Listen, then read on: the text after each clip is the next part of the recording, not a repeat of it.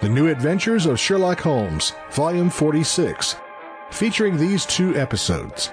Episode 1, The Sinister Crate of Cabbages. Episode 2, Case of the Illustrious Client.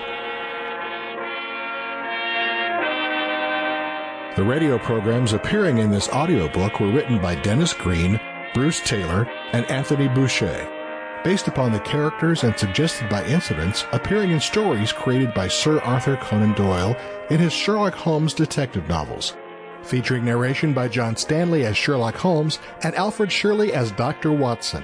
The radio show's host is Cy Harris.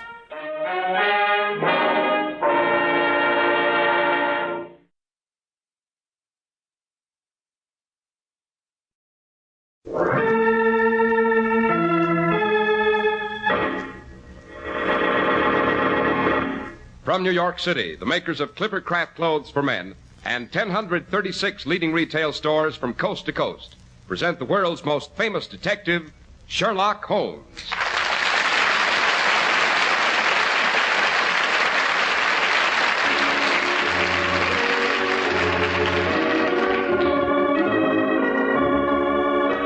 Tonight's story, The Adventure of the Sinister Crate of Cabbages.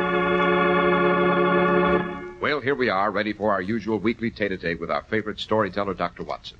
Our genial medico sits in his well-worn armchair with 2 telegrams spread out on his knees. One only seems worn, and the other is fresh and new. Not bad news, I hope, Dr. Watson. Oh, no, Mr. Harris. Just a pair of cryptic communications from Sherlock Holmes. That one arrived today while I was enjoying a late breakfast. Oh, what's it say, Doctor? No, wait till I find my glasses. Here we are. Why not tell the radio public about your aversion to the Oleracea capitata? Regards, Holmes. Olerara, whatever you said. What's that, Doctor? Cabbage, Mr. Harris. Plain garden variety cabbage. Oh, I know plenty of people who can't cope with boiled cabbage, Dr. Watson, but why Sherlock Holmes should suggest you give us a treatise on your particular weakness, my aversion to cabbage, Mr. Harris, has nothing to do with my digestion, which is excellent. Oh? Oh, no, indeed. It's concerned with a crate of garden produce with which I came in rather intimate contact after a personal tussle with Professor Moriarty. You had a hand-to-hand battle with Professor Moriarty? Oh, I did indeed. As a matter of fact, the case is one in which I acquitted myself with a certain degree of distinction.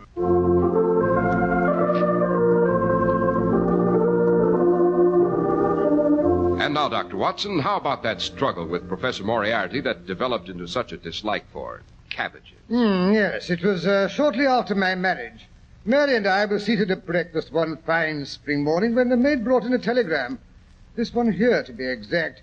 It reads, have you a couple of days to spare? Have just been wired for from west of England in connection with Upper Tottenham mystery. If convenient, meet me Paddington at 11:15. If inconvenient, come all the same. Holmes. What did your wife say to the summons, Doctor? Oh, she urged me to go as usual. I suspect she was even more interested in Holmes' cases than I was. Consequently, in no time at all, she had me hustled into a cab with a hurriedly packed valise, and away I rattled to Paddington Station. I suppose you arrived long before Mr. Holmes. No, on the contrary. I found him pacing up and down the platform, his tall, gaunt figure made even gaunter and taller by his long travelling cloak and close-fitting cloth cap. As it turned out, the train was not too crowded, and by dint of giving the porter a scandalously large tip, Holmes managed to obtain us a first-class carriage to ourselves. The autocrat as usual. Oh, quite. He acknowledged my presence with a snort and surrounded himself with an immense litter of newspapers and periodicals.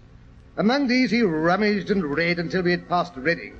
Then he suddenly rolled them into a gigantic ball and heaved them up onto the rack.